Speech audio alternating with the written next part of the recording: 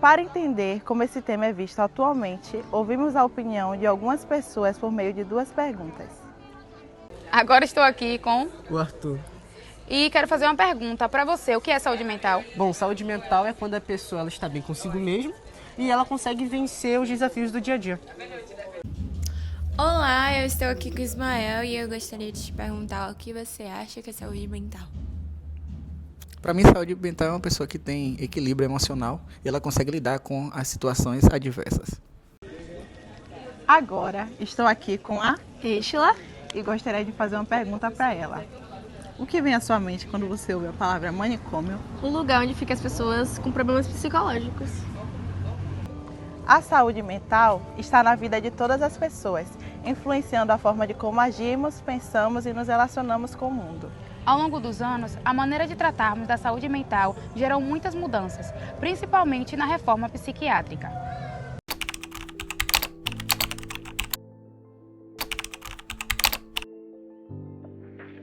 Olá, eu sou Arthur Novaes, sou psicólogo clínico, MBA em gestão e especialista no Zen Club, uma das maiores plataformas de saúde mental do Brasil. De que maneira os CAPs passaram a ter importância no tratamento e no acompanhamento dos usuários após a reforma, no seu ponto de vista como psicólogo? Vocês já visitaram o CAPS na formação de vocês ou ainda não? Não.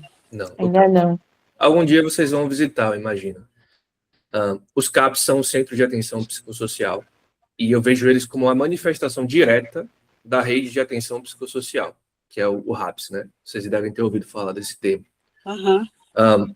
E os CAPs basicamente vieram para trazer a proposta de aumentar o acesso aos cuidados de saúde mental com baixa invasividade. Tá? Essa é uma palavra muito importante. O objetivo do CAPS é evitar internações desnecessárias, que era o que acontecia no modelo manicomial. Chegava alguém com um comportamento um pouco mais diferente, fora da normatividade, ele era internado e nunca mais via a luz do dia, por exemplo. Estou exagerando um pouco, mas em termos gerais, tinha esse risco. Né? E com os CAPs, o objetivo é evitar ao máximo uma internação desnecessária. Essas redes servem como intermediário entre a atenção básica à saúde e os casos que realmente necessitam ser encaminhados para serviços com maior complexidade. E tem várias atividades no CAPS. Muitas vezes o CAPS ele é indicado por psicólogos para quando há uma necessidade de uma intervenção mais pontual. Apesar de que lá eles também fazem serviços contínuos de assistência à saúde. Tá? Inclusive, é uma equipe multiprofissional. Dependendo do CAPS, tem alguns tipos de CAPS. Mas, em termos gerais, ele facilita um pouco essa entrada na busca por assistência à saúde mental dos indivíduos. Tem um pouco mais de facilidade com isso, evitando as internações. Gostaríamos de saber quais as diferenças você percebe entre o modelo manicomial e o modelo de atenção psicossocial atual. O modelo manicomial, em termos gerais, ele era centrado na internação prolongada em manicômios e afastava o indivíduo do convívio social. Não dá para falar sobre os manicômios e todo esse modelo sem falar sobre o conceito de loucura. Loucura foi um termo historicamente utilizado para indivíduos que saíam da normatividade, com comportamentos excêntricos, que não eram aceitos socialmente. Tá? Isso vai ser descrito por Foucault no livro A História da Loucura, que eu recomendo para todos os psicólogos. Talvez alguma de vocês já tenha lido. Mas é muito interessante ver como o conceito de loucura ele foi evoluindo e se sofisticando até chegar hoje. Em termos gerais, o foco principal na época dos manicômios era no controle dos sintomas e segregação dos pacientes. Hoje, nós entendemos a psicopatologia como um fenômeno diferente, muito mais amplo, enfim, muito mais respeitado. Né? E tendemos a não taxar pessoas que destoam um pouco da normatividade como loucos. Hoje em dia, essa é a nossa realidade, é um pouco mais evoluída nesse sentido. Então, o modelo de atenção psicossocial que temos, ele busca, ao invés de segregar e de tratar o sintoma, promover principalmente a autonomia e a reinserção social da pessoa em sofrimento psíquico. Isso ele faz através de serviços comunitários, com valorização de vínculos e a interdisciplinaridade dos cuidados. A diferença entre os dois é principalmente essa. Como você define o impacto da reforma psiquiátrica na atuação do psicólogo hoje e por que a lógica antimanicomial deve guiar a prática clínica? Então, como eu falei, né, o conceito de loucura mudou. Tá? E o RAPS veio para substituir todo o sistema manicomial. Isso traz uma mudança a nível político. Todo o processo de deshospitalização trouxe muitos avanços a nível de direitos humanos e inclusão social. E isso afeta a psicologia diretamente, em vários contextos. Tá? Desde passar em portarias no Senado falando que as práticas mudaram, né, tem que ser adaptada, até a prática individual do psicólogo. Então, eu, como psicólogo clínico, sou impactado na minha prática em relação a essas grandes mudanças que acontecem. O Conselho de Psicologia está aí para regular essas mudanças e tudo mais. Então, isso traz para a gente, primeiro, um pouco mais de confiança na hora de fazer um encaminhamento para um serviço de saúde e tudo mais, um pouco mais de entendimento do que é o sujeito hoje, o que é a loucura hoje na vida individual.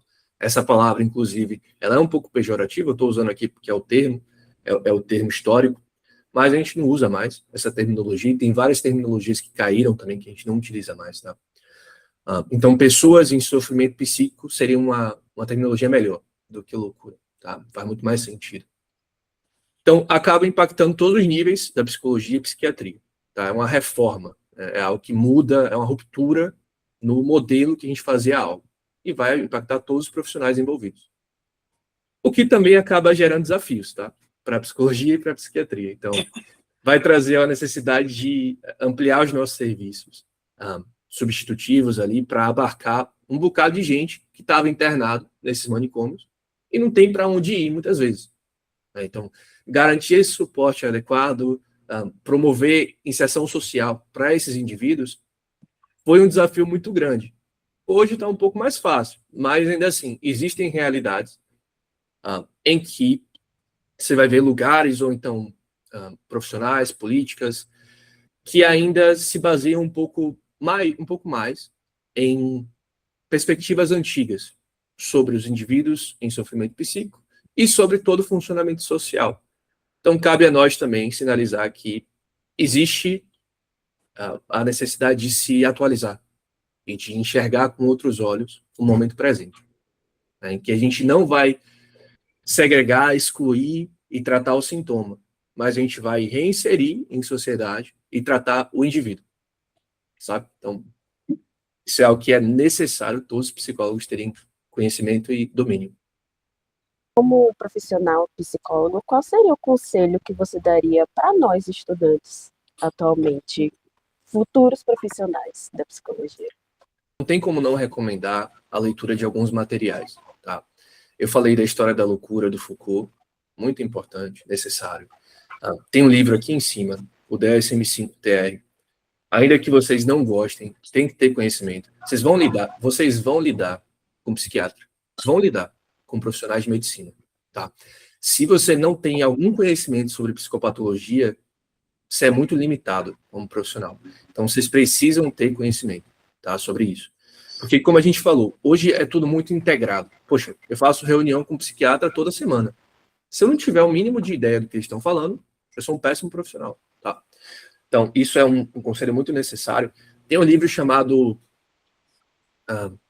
O Homem em Busca de Sentido, que é do Viktor Frankl, que eu recomendo fortemente para todos os psicólogos. Não é porque tem homem no título que vocês não vão ler. Que fala sobre a história do Viktor Frankl, que é era um psicólogo que criou a logoterapia. Ele foi preso num campo de concentração na época da Segunda Guerra Mundial. É muito interessante esse livro, tá? Se vocês puderem ler, vale a pena. A nível de conselhos mais diários, assim, é bom vocês estarem em terapia ou já terem feito terapia alguma vez na vida. Vocês já fizeram? Todo mundo aqui já fez? Eu nunca. Pois é, então seria muito importante vocês fazerem, tá? Para ter uma ideia mesmo de como é uma dinâmica. Eu não vou trabalhar com clínica, vou trabalhar com RH. Não importa. Tenta fazer, ver como funciona essa prática, que você vai estar entendendo um pouco mais do surgimento da psicologia como uma ciência empírica, né? Então, mais nesse sentido. E assim, nós somos profissionais sérios, a gente tem que se portar como profissionais sérios. Então, em contato com médico, doutor, advogado, teve um advogado que mandou mensagem esses dias por causa de um laudo que eu fiz. A gente tem que se colocar como profissionais sérios, tá? Essa ideia de que psicólogo é menos, gente, joga isso fora. Isso De jeito nenhum. não é útil. Pois é, tem que ter isso bem claro na mente de vocês, ok?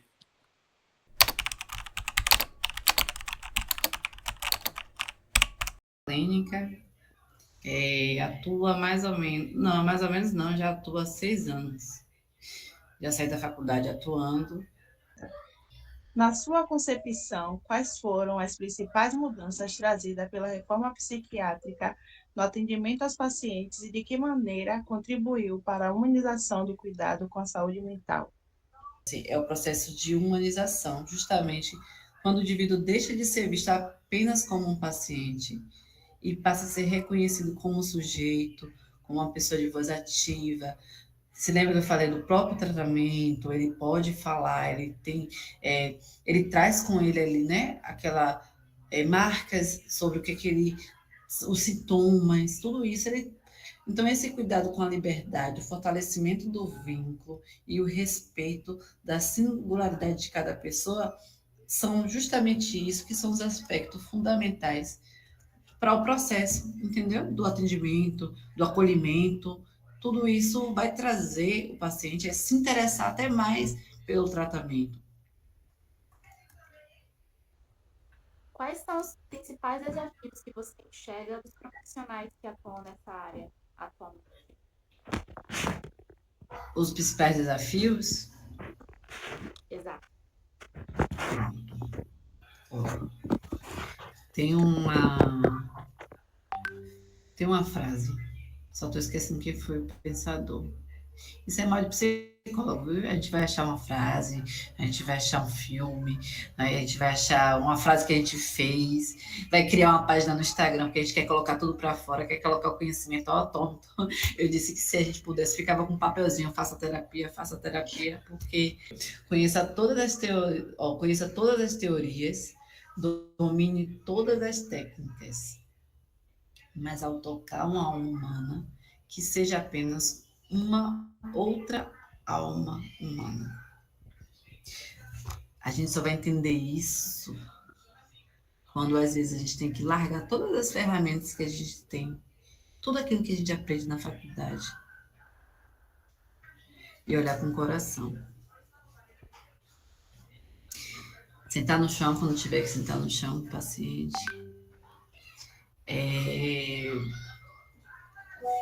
Tem gente que não é muito do abraço, mas abraçar quando tiver de abraçar. É olhar para aquele, eu chamo de paciente, indivíduo, mas aquilo ali, você se colocar no lugar daquela pessoa. Então, a gente vai estudar, a gente vai fazer tudo, mas tem hora... Pronto, eu vou te contar. Teve um paciente que já foi atendido, estava em crise, a equipe foi para lá, ele não queria acesso para ninguém, e a única forma da gente conseguir, na época, quem foi até uma outra equipe da assistente social, conseguir falar com ele, foi através de cartinha por debaixo da porta. Foi aí que ele aderiu ao tratamento e se permitiu e junto com a equipe para fazer o acompanhamento. Isso foi ensinado em faculdade? Não. Mas ela entendeu que poderia ter usado diversas ferramentas, mas a ferramenta que ela tinha era justamente isso, olhar com o coração. E hoje é muito difícil ver alguém que olha com o coração. Nós vamos encontrar todos os tipos de pacientes e todos os tipos de famílias. Às vezes quem dá mais trabalho é a família do que o próprio paciente. Mas é justamente isso, se apeguem nessa frase. Saiam preparadas e saibam que no caminho vocês vão se preparando. Ninguém sai 100%, porque a gente quer 100% todos os dias. Mas, e como psicóloga, eu vou falar para vocês. Eu deixei uma frase aqui para vocês. Uma frase não, coloquei aqui para a gente não esquecer. Eu coloquei assim, ó. Como psicóloga, acredito que a reforma psiquiátrica nos trouxe um olhar mais humano e ético sobre o sofrimento psíquico. Ainda existem desafios, mas avançamos muito para que quando passamos a compreender que cuidar da saúde mental vai além dos sintomas, é olhar para cada pessoa em sua totalidade, respeitando sua história, sua autonomia e seus vínculos sociais e familiares. Então, é justamente sobre isso.